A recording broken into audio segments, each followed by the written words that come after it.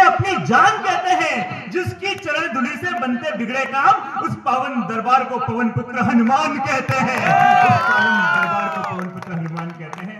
मैं बाबा के श्री चरणों में प्रणाम करता हूँ। बहुत अच्छा तो ये लगा किया, केवल एक बार निवेदन किया मैंने हरिराम जी से, नारायण जी से, घनश्याम जी से, सब आगे आ गए सर। ऐसे लोग बहुत कम मिलते हैं सर।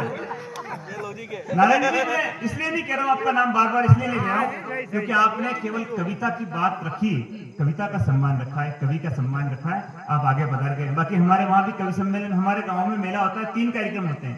पहले दिन भजन संध्या का अनुष्ठान, आप जैसे बुजुर्ग व्यवस्थित बड़े लोग पीछे बैठ गए, मैंने उनसे निवेदन किया कि आप आगे बढ़ारो, कविता को आपकी आवश्यकता, आपका आशीर्वाद चाहिए। तो वह सब बोले कि बेटा बीड़ी पीनी पड़ती, पीछे ही बैठने लगे। नहीं मानी उन्होंने बात, पीछे ही बैठे।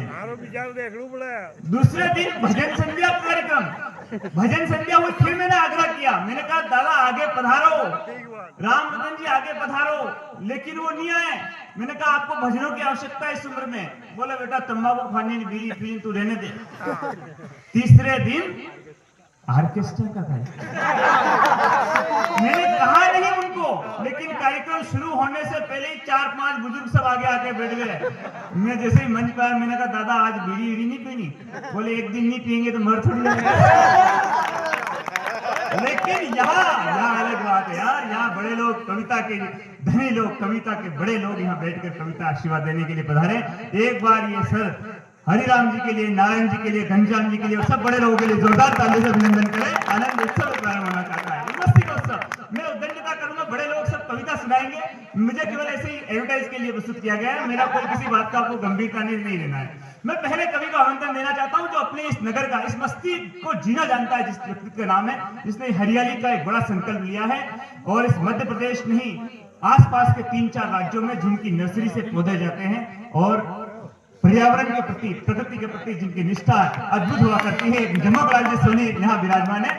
और व्यक्ति ऐसे बड़े कवि हैं, बड़ा नाम है और उनकी एक बड़ी पहचान ये हुआ करती है कि उन्होंने मुझे कहा था कि विद्रोही जब भी इधर से कहीं गुजरो, चाहे तुम यहाँ मध्य प्रदेश के यहाँ क्षेत्र से गुजरो, कोटा से गुजरो, चित्तौड़ से गुजरो, कहीं से भी गुजरो, अगर कोई पुलिस प्रशासन कोई तुम्हें रोक ले, एक बार नाम लेना झमकलाल सोनी, एक झटके में छोड़ देंगे।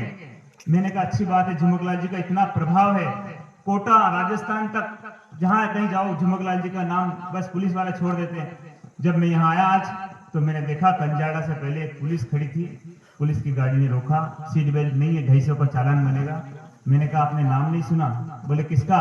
मैंने कहा झमकलाल सोनी। बोले अभी 500 का फड़ा है उसको। मैंने कहा 250 लोग मुझे भी जाने दो।